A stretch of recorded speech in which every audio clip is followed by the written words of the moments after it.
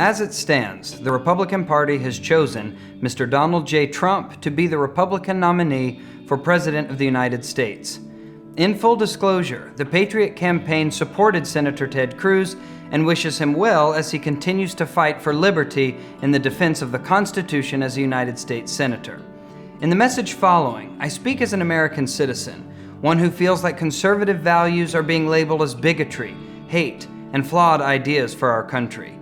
In the coming weeks and months, we will be inundated with buzzwords and phrases. Everything from #NeverTrump to expressions such as, "Your candidate lost, so now you're taking your toys and going home." I encourage each of you to resist the urge to label each other as a word or phrase. This kind of thinking is small and contrary to what is necessary to move this country forward. There is no doubt our party is fractured and our family is divided. The unity we once shared to accomplish great feats is now gone. For too long, we've resorted to name-calling, personal attacks, and dirty tactics. We hear the words purist and rhino and have drawn a line in the sand for Republicans in the North and Republicans in the South. This infighting has led to chaos in our party and pessimism for our future. It is with sadness that I must say, the Republican Party has ceased to be the party of big ideas. Please understand, it pains me to admit this. I'm not just saying it now after Trump has clinched the GOP nomination. I'm not saying it as a sore loser, and I'm not saying it as one who has already conceded the election to Hillary Clinton. I say these things because I care, and the whole reason behind the Patriot campaign is to restore statesmanship and honor to public discourse. So let's address the Trump and NeverTrump movements. If you are a Trump supporter and can't see how someone could sit out, essentially guaranteeing a Hillary presidency, your problem will not be solved this election cycle. If you are a NeverTrump supporter and cannot see how someone could support Trump given his past and his current bullish tactics, your problems will not be solved this election cycle. The price Republicans are paying now isn't going to be paid by electing or not electing Donald Trump. Until we rebuild the core set of ideals and agree on a vision of success moving forward, we will continue to lose.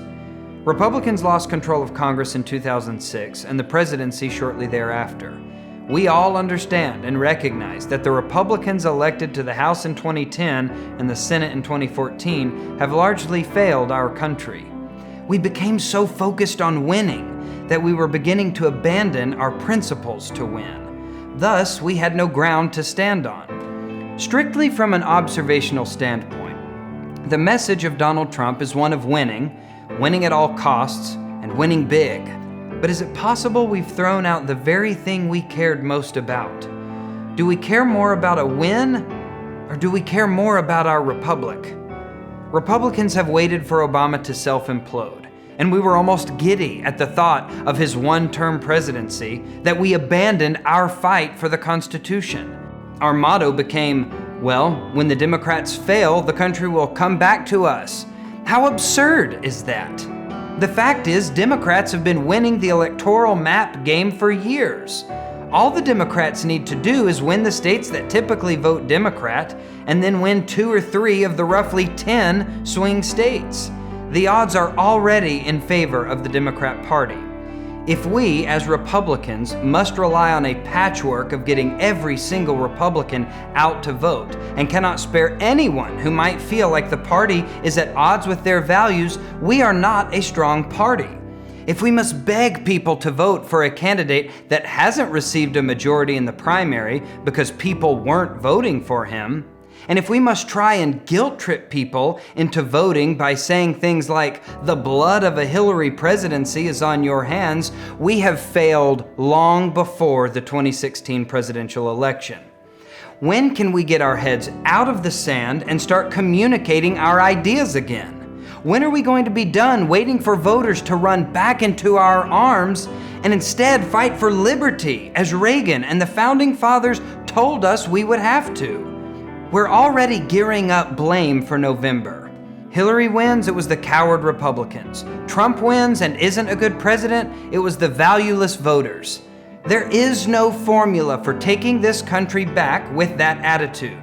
we will lose every single time. Now, I understand many of you will agree with me, yet will say, if Hillary is elected, she will legalize millions of voters and we'll never see a Republican in the White House again.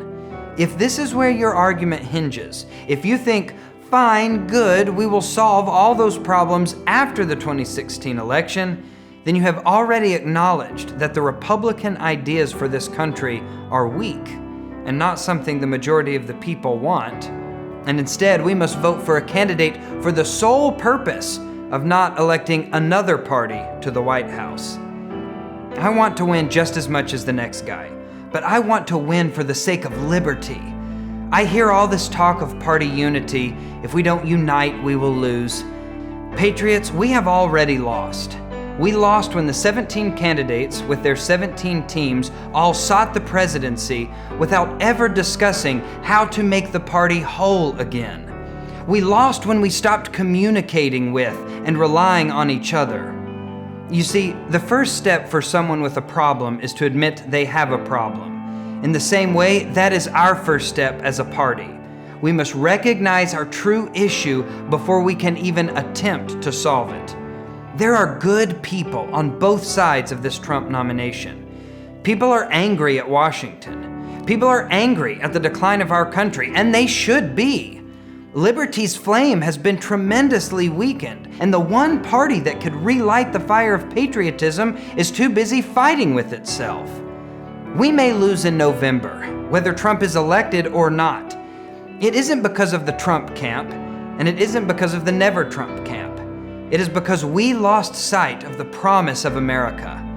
If we stand with Lady Liberty, she will stand with us. I'm calling on every patriot to unify, not behind a man, a party, or a movement against a particular nominee, but unify behind our broken republic.